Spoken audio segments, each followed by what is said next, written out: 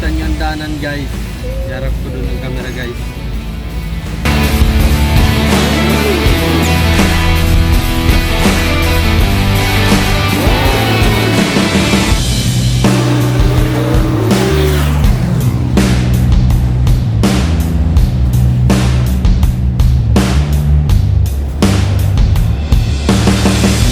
Nandito tayo sa lugar ng Pangasinan guys.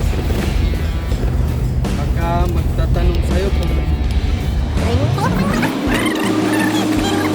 ayan. So itong kalsada na to guys ay papuntang Maynila. Ayan, so dito may daanan dito, Triplex. Papuntang Manila ito. Carmen pa sa dito, no? May Carmen. Triplex. Pero kung gusto mo dumaan na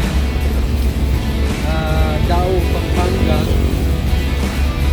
or Maniki, dito ang daanan. Diretso lang tayo dito. Ayan. Ito ay papuntang Maniki, Pampanga. No? Papunta rin ito ng Maynila.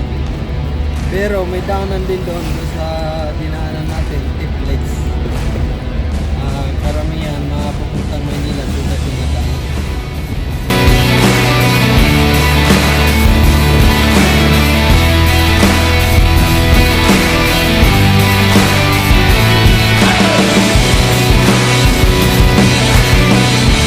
Ayan, samahan nyo lang kami guys. Dito sa Pangasinan guys, bihira lang na makita nyo dito bundok guys, no? So puro patag dito at makikita ka lang ng bundok, mga bandang Ilocos,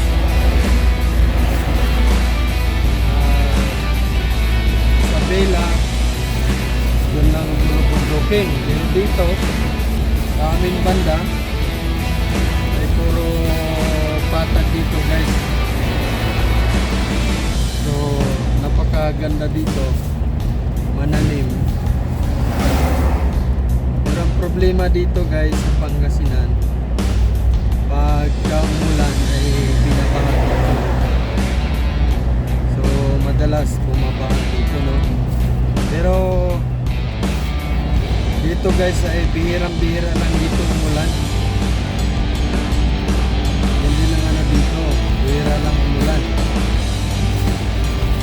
Sa kung minsan, sa loob ng isang taon, 2 beses lang umulan, no? May ulan man, bagyo pa. So,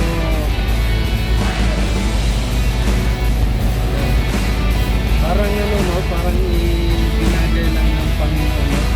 Sa isang lugar. Dahil dito guys, pagkamulan dito ng malakas sa loob ng 1 linggo, maladagat na dito guys, no? Dito sa highway ito ay wala nang makadaan dito, no? Kundi ang mga dump truck na lang ang makakadaan, mga kotse. Nahirapan ang dumaan dito guys, kahit mga motor, dahil ito ay nilulubog ng baha. Kaya naman bihira lang dito umulan.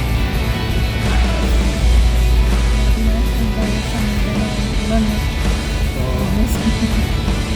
katulad sa Mindanao na pinakatainit lang doon na 1 linggo lang ay wala. Ito kung Pangasinan guys, kung katulad sa Mindanao,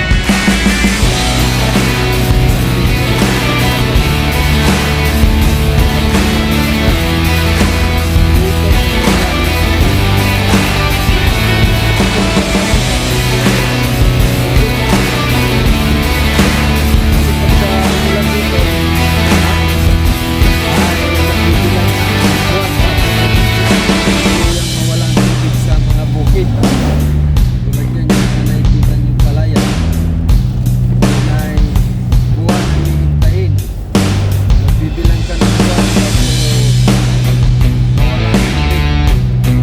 Huwag ka lang dito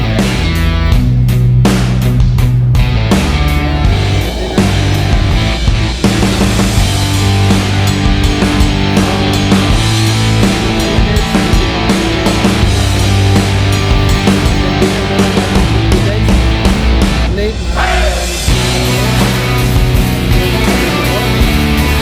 At magkita na lang tayo ulit sa susunod na video.